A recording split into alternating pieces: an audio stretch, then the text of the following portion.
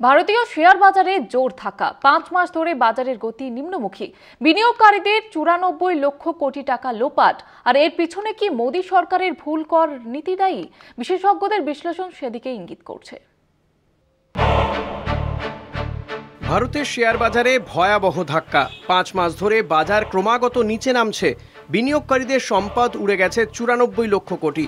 বিদেশি বিনিয়োগকারীদের বিক্রির গতি জানুয়ারির তুলনায় ফেব্রুয়ারিতে কিছুটা কমলেও বাজার বিশেষজ্ঞরা বলছেন এখনই এই বিক্রির ধারা বদলানোর কোনো লক্ষণ নেই। ফেব্রুয়ারি মাসে FIIS ভারতের সেকেন্ডারি মার্কেটে প্রায় $4 বিলিয়ন বিক্রি করেছে, যা জানুয়ারির $9 বিলিয়ন বিক্রির তুলনায় কম হলেও এখনও উদ্বেগজনক। আর এর পেছনে কি মোদী সরকারের ভুল কর নীতি দায়ী? বিশ্লেষকরা বলছেন বিদেশি বিনিয়োগের ওপর ক্যাপিটাল গেইন ট্যাক্স চাপিয়ে সরকার ভয়ানক ভুল করেছে।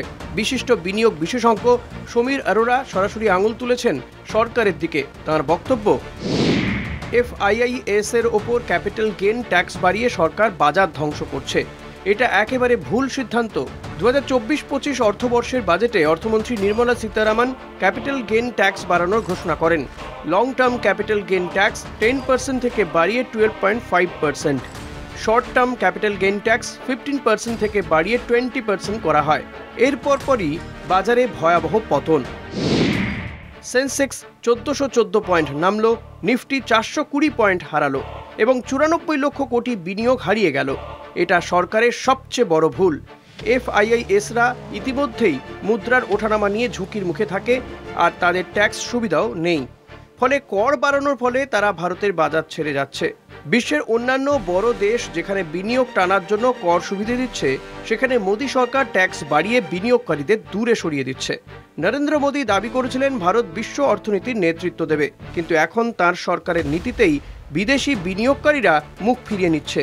এই কর নীতির কারণে ভারতের বাজার থেকে বিদেশি বিনিয়োগ সরছে, আর তার ধাক্কা সরাসরি সাধারণ বিনিয়োগকারীদের ওপর পড়ছে। শেয়ার বাজারে ধস, বিনিয়োগকারীদের ক্ষতি, অথচ মোদী সরকার নির্বিকার। অর্থনীতির বদলে রাজনৈতিক সিদ্ধান্তে বাজার চালালে তার ফল যে কি হয় সেটা দেশবাসী হাড়ে হাড়ে টের পাচ্ছে।